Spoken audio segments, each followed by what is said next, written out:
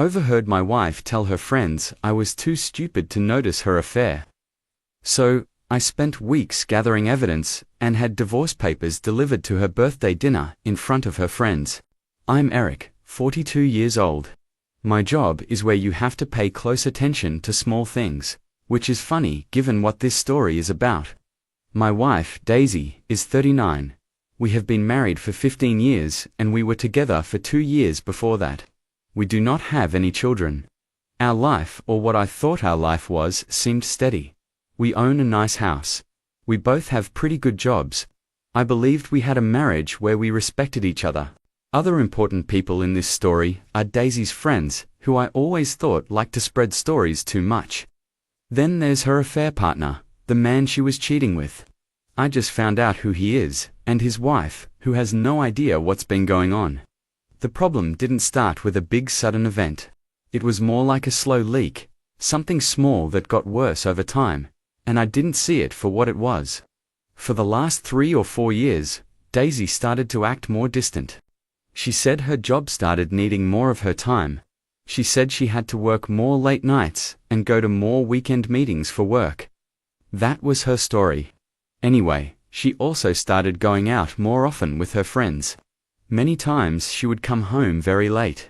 She would smell like alcohol and perfume I didn't recognize. We were not close like we used to be, especially in the bedroom. I thought it was just stress from work, or the kind of thing that happens in a long marriage. I asked her once if we should try talking to a counselor. She said no, that we didn't need it. She said I was just being too sensitive. Before all this, our life was ordinary but comfortable.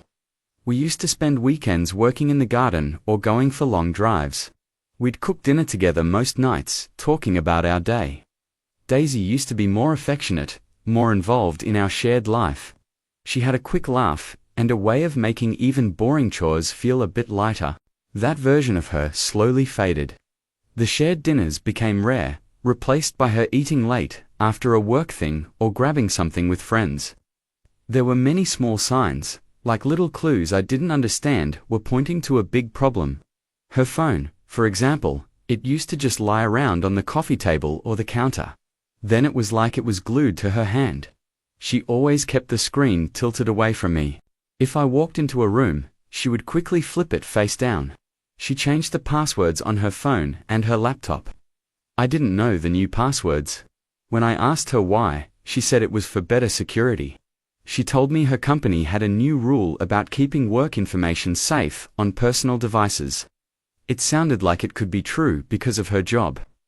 We started to argue more.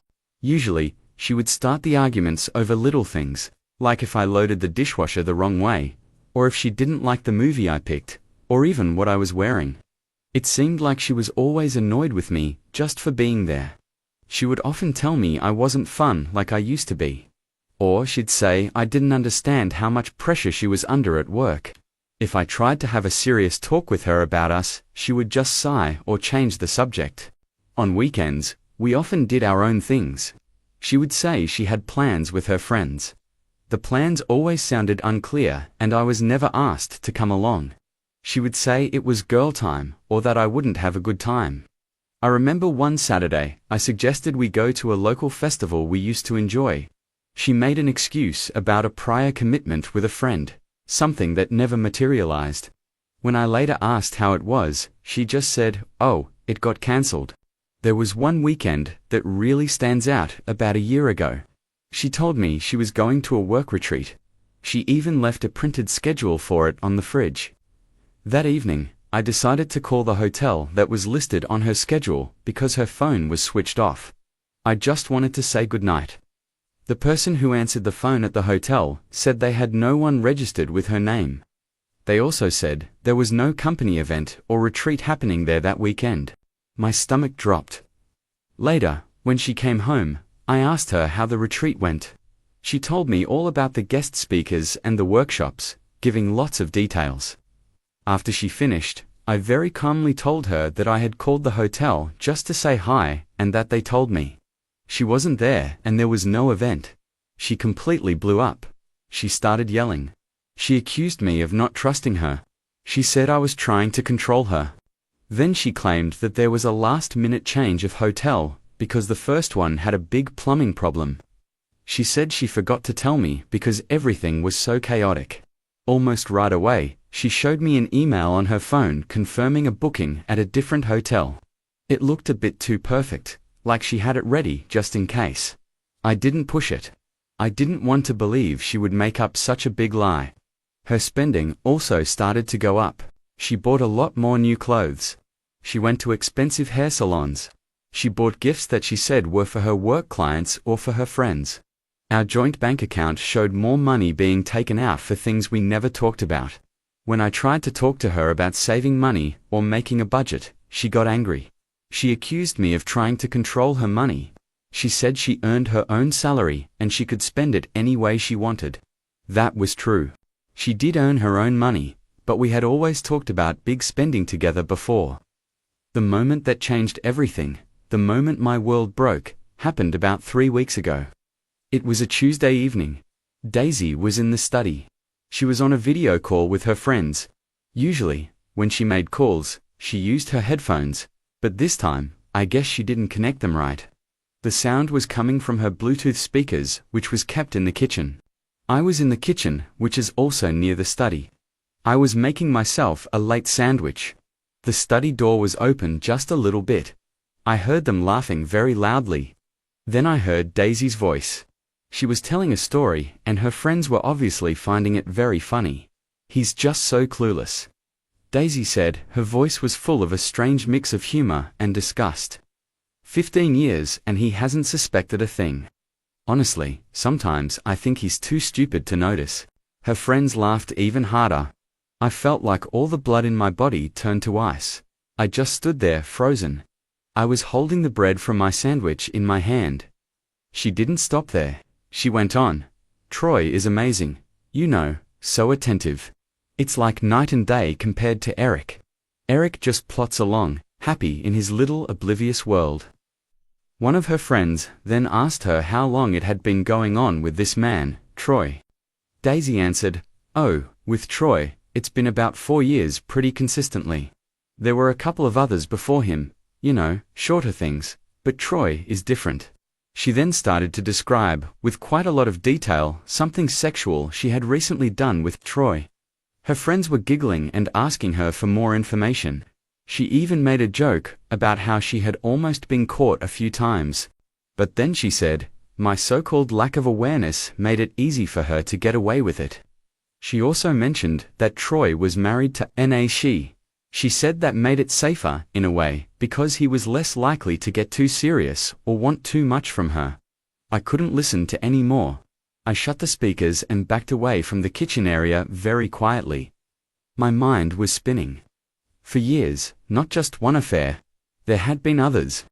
The woman I had spent almost 2 decades with, the woman I thought I knew and loved, was a total stranger. And she clearly thought I was a fool. The way she said it, so casual and cruel. The sound of her laughter, the boldness of it all. It just broke something deep inside me. I didn't feel sadness right away. I didn't say anything to her that night. I went to our bedroom and got into bed, pretending I hadn't heard a thing. It was incredibly hard to keep my face neutral. She came to bed much later, humming a little tune. She asked me if I was okay because I was being so quiet. I just said I was tired from work. The next morning, I got up, got ready, and went to my office, like any other day. But my mind was not on work. The words "too stupid to notice" kept playing over and over in my head. My brain, which usually thinks about solving logical problems, was now focused on only one thing. She thought I was stupid. I decided I would show her just how much I could notice and how carefully I could plan. My first thought was that I needed proof. Real, solid proof. Not just for my own peace of mind, but for the divorce that I knew right then was going to happen. And I thought it might be useful for other reasons, too. I started by looking at our money. One can see all our joint bank accounts online. I also get copies of her credit card statements, because we signed up for electronic statements that go to a shared email address. I set that system up years ago for keeping records, and she never bothered to change it or check it. So, I began to look very carefully through years of bank statements and credit card bills. I was looking for anything that didn't make sense. The expensive spa weekends, she said, were for distressing alone. The fancy dinners at restaurants I'd never been to. The hotel bookings in cities where she had no work events planned. The expensive gifts she bought. Soon I started to see patterns. The dates of her work trips often matched up with big payments to small fancy hotels. I remembered I had an old voice-activated recorder. I bought it when I was in college to record lectures. I searched through some old boxes and found it. I bought new batteries for it. Then very carefully, I hid it under the passenger seat in her car. I knew that recording someone without their knowledge might be a legal problem. But at that point, I was past caring about playing by the rules. I also put some special software on our home computer, the one she sometimes used. This software is designed to find and get back deleted files. I was searching for anything, deleted emails, chat messages, pictures, anything at all. It was like I became a detective in my own life. I spent hours each night after she was asleep or early in the morning before she woke up piecing things together. The calmness I felt was strange. It was like my emotions had shut down and my brain was working like a machine. The first bits of evidence came in quickly. The voice recorder in her car picked up phone calls she made when she was driving. There were calls with Troy where they talked about when and where they would meet. They also talked about things they had done. But there were also calls with her friends. In those calls, she continued to make fun of me. She would brag to them about how she was managing her double life. Recovering deleted files from the computer also gave me a lot. I found deleted emails between her and Troy, and I found photos of her and Troy together. Some were just them smiling, but others were more intimate. There were also pictures from holidays she had taken. She had told me those were solo trips she needed to find herself or important business trips. It was clear she had a whole secret life that was now all laid out in front of me in digital files and recordings. It has now been 3 weeks since that awful Tuesday night. For 3 weeks, I've been living a lie. I've been polite to Daisy. I've made small talk with her. All the while, inside, I've been feeling this cold, controlled anger. For 3 weeks, I have been carefully, quietly building my case against her.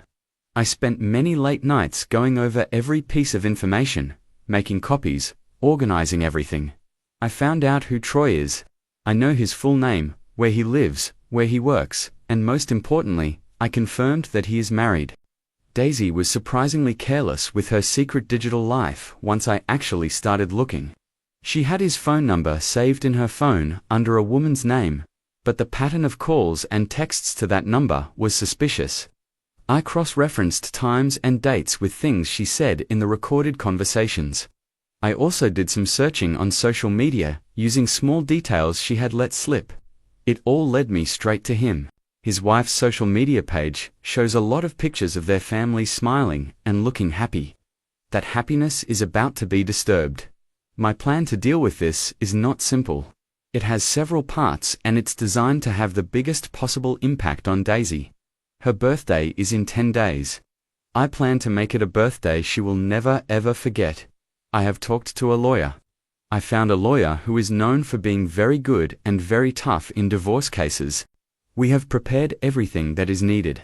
All the evidence I collected, it's all compiled, neatly organized in a binder, and ready to be used. My lawyer was impressed with the thoroughness of the evidence. He said it makes our case very strong. Here is the plan, step by step, that I have decided on. 1. 2 days before her birthday, I will go to all our banks and financial places. I will freeze all the bank accounts that we share. I will also cut off her ability to use any credit cards that are connected to my name or my credit. Our house is mainly in my name. It was left to me by my parents. Her name was added to the ownership papers after we got married, but my lawyer feels confident about protecting this asset for me. I will take all the necessary legal steps to make sure the house is secure. 2. The day before her birthday, I will send a package to Troy's wife. I will send it anonymously so she doesn't know it's from me. This package will contain clear, undeniable proof that her husband Troy has been having an affair with Daisy for years. It will include copies of photos, copies of hotel bills with both their names on them, and transcripts of some of their conversations where they talked about their affair. It will have everything his wife needs to know the truth. 3. On her birthday, Daisy will wake up and find that her money situation is in complete chaos. She won't be able to access any of our shared money. Later that same day, she will be officially given divorce papers. The reason for divorce listed on the papers will be her adultery, and it will be supported by the large amount of evidence I have collected. I will try to make sure the papers are delivered to her at any birthday party or celebration she might have planned with her friends. I am not posting this to ask if I should do this or not. My mind is made up, I am going to do it. I am posting this because keeping all of this a secret for these past weeks, pretending that everything is normal around her, has been incredibly difficult. The pressure has been huge. I just need a place to let it out. A place where I can state clearly what she did to me, and what I am now going to do to her in return. She built her entire secret life on the idea that I was too stupid to see what she was doing. I am going to take a grim sort of pleasure in showing her just how wrong she was about that. Some people might read this and think my plan is cruel, or that I'm going too far. I think it's a fair and fitting response to what she did. She is about to find out that when you do certain things, there are very serious, very painful results. I want her to lose everything. Just like I feel I've lost the happy life I thought I had with her. So, there isn't really a question here that I need an answer to. This is just me telling my story, keeping a record. You can think of this as me documenting a carefully planned demolition. If you have any comments or thoughts, you can share them, but I am not going to change my plan. I just felt a strong need to write this all down and send it out into the world before I start the final steps of my plan. Update 1. It's been 9 days since I wrote my original post. Her birthday is tomorrow. Everything has moved forward quickly, and so far it has all gone exactly according to my plan. First, I want to say thank you to everyone in this online community. Reading all your comments and private messages, both the ones that supported me, and even the few that criticized me, has been a strange kind of help during these last few hard days. It made me feel less alone with all this. Many of you asked me to explain some things more clearly, so I will try to do that now. A number of people asked about the voice recorder I put in her car and if it was legal. My lawyer told me that in our state, you usually need both people to agree to be recorded, so the recordings themselves might not be allowed as direct evidence in court. However, the information I got from listening to those recordings was extremely useful. It helped me know where to look for other evidence that is allowed in court. For instance, if I heard her mention a specific hotel name or a date on a recording, I could then legally ask for official records from that hotel or find digital receipts for that date, and those things can be used in court. The recordings also helped me understand just how deep her lies went. It prepared me for what I was dealing with. Some of you asked how I found out who Troy was and how I found his wife. Daisy was not as careful as she thought. In one of the calls I recorded her making to a friend, she mentioned Troy's last name and said he was a dentist. It wasn't hard to do an online search for dentists in our city with that last name and first name. I found his professional work profile, which had his photo. The photo matched the man in the pictures I had recovered from her deleted files on the computer. That confirmed it was him. His wife was mentioned and tagged in some of his social media posts, and her profile was mostly public. It really didn't take long to find her once I was looking for her and was motivated. Let's talk about the money. Our main checking account, our savings account, and one main credit card were all joint, meaning both our names were on them. I also had a good amount of money that I inherited from my parents.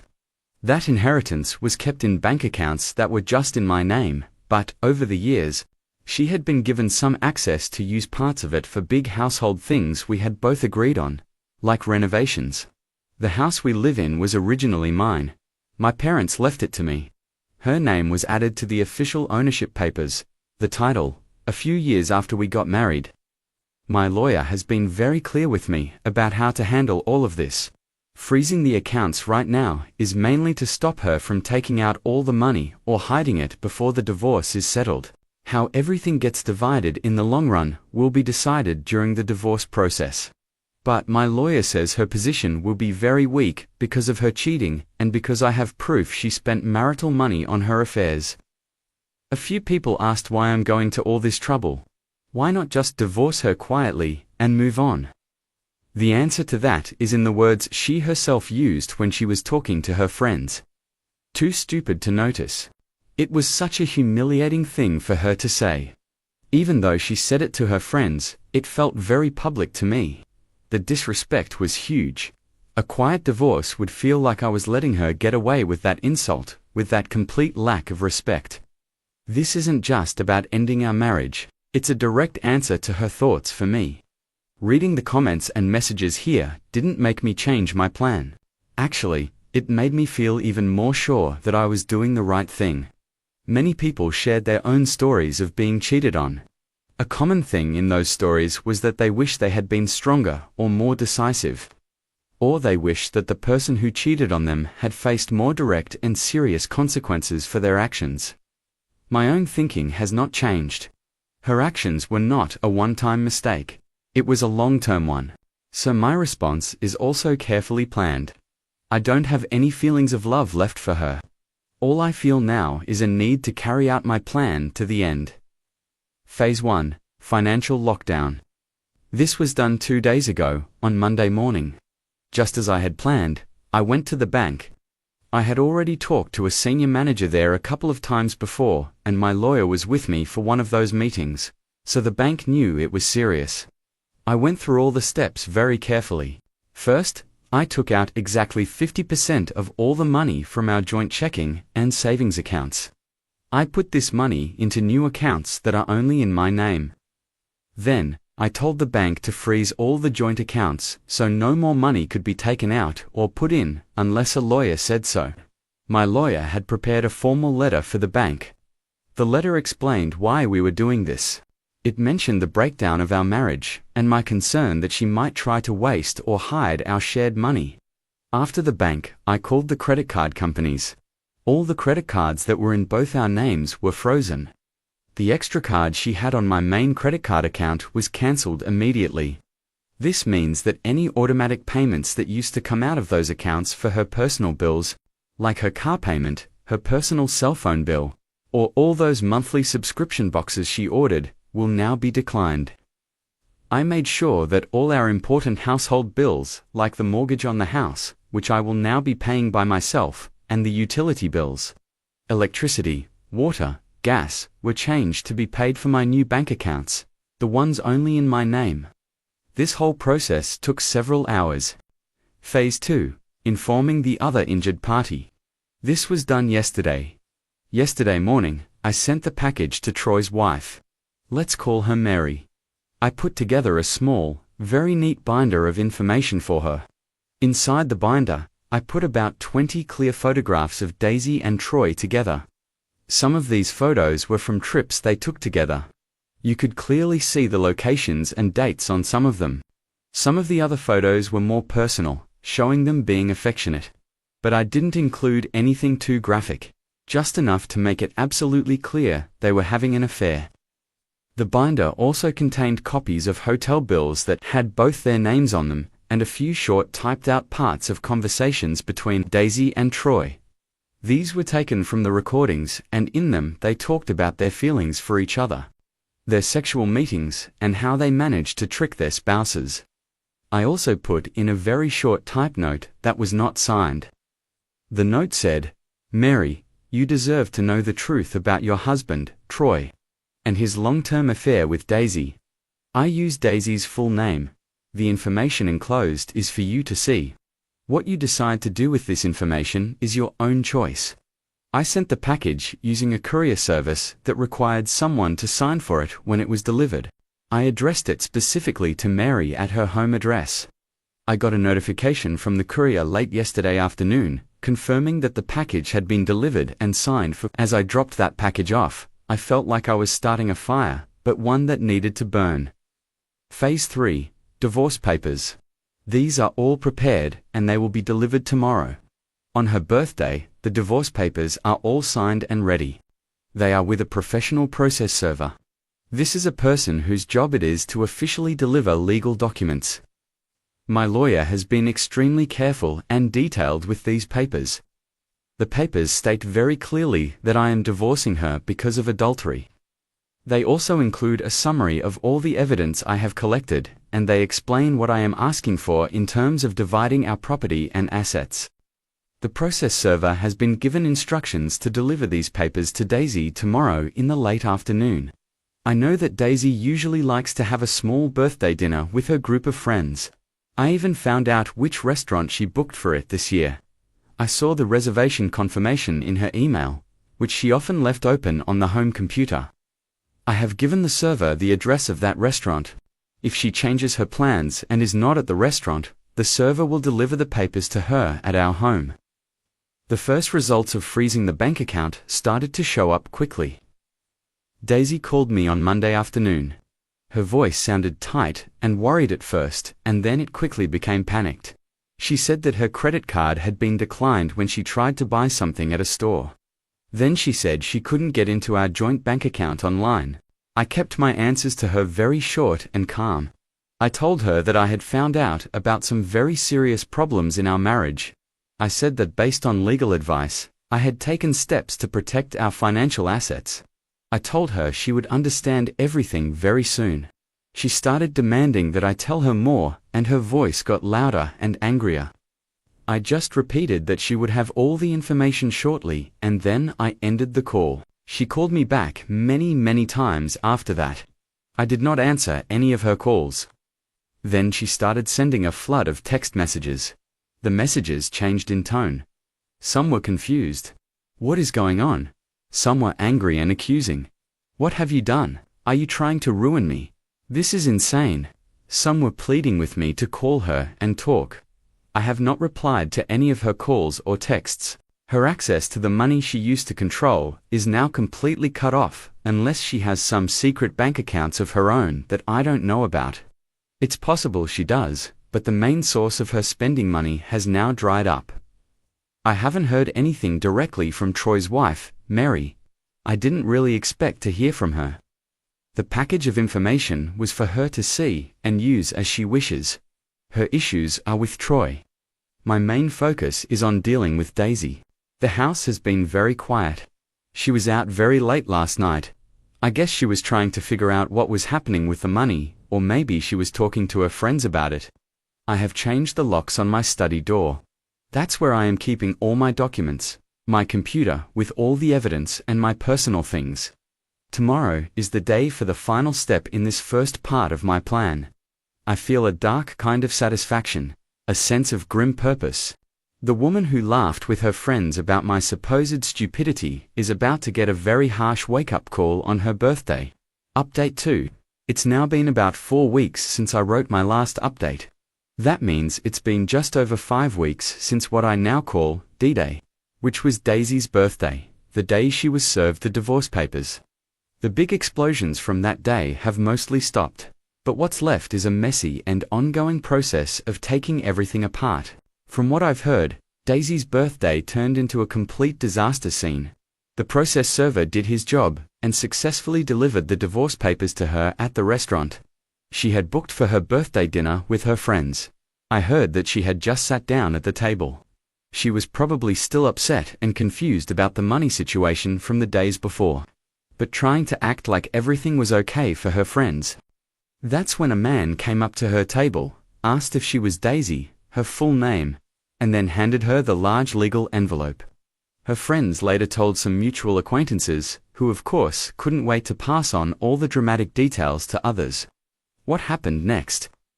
They said Daisy opened the envelope, read a few lines, and her face turned completely white. Then, she apparently started to scream. Not just crying, but actual screaming. She threw the papers down on the floor. She started yelling at the process server, accusing him of ruining her life. Then she became totally hysterical, crying and shouting uncontrollably. The manager of the restaurant had to ask her and her friends to pay and leave. Her friends tried to calm her down, but they said she was beyond listening to anyone. One of her friends even called me and left a long, angry voicemail. In the message, the friend yelled at me for being cruel and heartless. She went on to describe in detail how Daisy had completely broken down. The days that followed her birthday were filled with Daisy making more and more desperate attempts to contact me.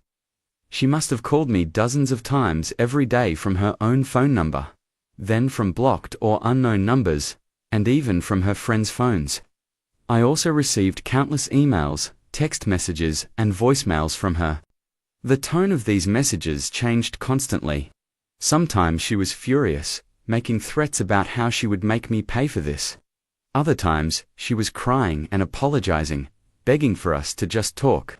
She kept saying she had made a terrible mistake, that she really loved me, that Troy meant nothing to her, and that her friends had misunderstood what she said on that phone call I overheard. They sounded like the typical excuses people make when they get caught. I did not respond to any of her messages directly. I told my lawyer that all communication with her must go through him. Her money situation apparently got very bad very quickly. It turns out she had very little personal savings of her own. She had been spending money from our joint account so freely for so many years, buying whatever she wanted. Her friends, the ones who always seemed to encourage her expensive lifestyle and her nights out, now seemed to offer her very little real help. They gave her sympathy, I'm sure, but not much practical support once they realized her access to money was gone. She couldn't make her car lease payment. The car, a fairly new model she was very proud of, was repossessed by the lease company a few days ago. She also had to move out of our house about 2 weeks ago. My lawyer pushed through an initial legal agreement that said she had to leave, especially given her behavior and her lack of any money to fight it right away. The house is now my sole responsibility, and I fully intend to keep it. I heard from a mutual acquaintance that she is currently staying with one of her friends. But it's a temporary situation, and the friend is already getting tired of having her there. After about a week of me completely ignoring all her calls and messages, and after she started to realize just how serious the situation was, getting official letters from my lawyer. Having no money and no access to the house, she did something quite extreme. She actually showed up at my office building. She went into the main lobby and started causing a loud scene. She was screaming my name, demanding to see me. She was shouting that I had stolen her life and ruined her. Security guards had to come and escort her out of the building. My colleagues who saw it were quite shocked. Then, about 2 weeks ago, something even more serious happened. One of her closer friends called me. She sounded very panicked. She told me that Daisy had been drinking heavily for days. During a very emotional and distraught phone call to this friend, Daisy had apparently said things about wanting to end her own life. Then she had cut her wrists superficially. The friend immediately called for emergency medical help. Daisy was taken to the hospital. They treated her small injury and put her under psychiatric observation. The doctors determined it wasn't a life-threatening injury, but it was a clear sign that she was completely falling apart and not coping at all. I made sure my lawyer was informed about this incident right away. I felt no emotional response to this news about Daisy. My only action was to tell my lawyer to get all the official reports and document this incident as part of our ongoing divorce case. It clearly showed her current state of instability. She was released from the hospital after being held for 72 hours. Her friends were apparently told they needed to keep an eye on her and remove anything she could use to harm herself, which I'm sure put even more stress on them. Troy's life, her affair partner's life, has also completely fallen apart. His wife Mary did not stay quiet after she received that package of evidence. I heard through the general town gossip. It's a relatively small city, and dentists, like many professionals, seem to have a very active rumor mill that Mary confronted Troy the same day she got the package. Faced with the undeniable proof in the binder, he apparently confessed to everything. She kicked him out of their family home immediately and has already filed for divorce from him. From what I hear, he is completely devastated. Not because he lost Daisy, but because he has lost his comfortable family life. His home, and his reputation is likely suffering. Daisy has apparently tried to contact him, looking for support, or maybe to team up. But Troy is reportedly blaming her for the whole mess. He's been saying she was the one who was careless and got them both caught. So much for the special connection and love she thought they shared. Their affair is now common knowledge in their social circles, and neither of them is being viewed very positively. The legal battle of the divorce is really just getting started, but my lawyer remains very confident about our position. The evidence of her adultery is overwhelming and cannot be denied. Also, her spending of marital money on her affairs over several years is very well documented in the financial records I gathered. Her lawyer is trying to argue for her to get significant alimony, spousal support payments, and a large share of the value of the house. However, my lawyer is aggressively fighting against these claims. Daisy's recent psychiatric incident and her public outbursts, like the one at my office, are not helping her lawyer's attempts to portray her as a stable or wrong victim. Daisy looks awful. I actually saw her by pure chance last week. I was at the local supermarket. As I was walking to my car in the parking lot, I saw her standing near another car, having a very loud and angry argument with one of her friends. She didn't see me, and I just got in my car and drove away. The difference between the woman I saw in the parking lot and the polished, confident, arrogant woman who had laughed about my intelligence with her friends on that video call was shocking. She is now living the direct results of her choices and her actions. She has lost her husband, her comfortable home, her financial security, her public reputation, and her affair partner has abandoned her. My own life has become a series of meetings with lawyers and dealing with piles of paperwork. But underneath all that stress, there is a quiet, cold satisfaction. It's the satisfaction of knowing that I didn't just roll over and accept her betrayal and her contempt. I am moving forward with the divorce with a very clear head.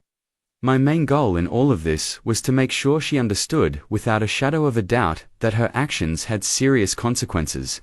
I wanted her to know that she could not treat another human being with such deep disrespect and cruelty, and just expect to walk away without any problems. I truly believe that message has now been delivered, loud and clear. The person she so arrogantly called too stupid to notice has made sure that she will remember his capacity for careful, methodical action for a very, very long time. Thank you for watching. Please like and subscribe to my YouTube channel for more story like this.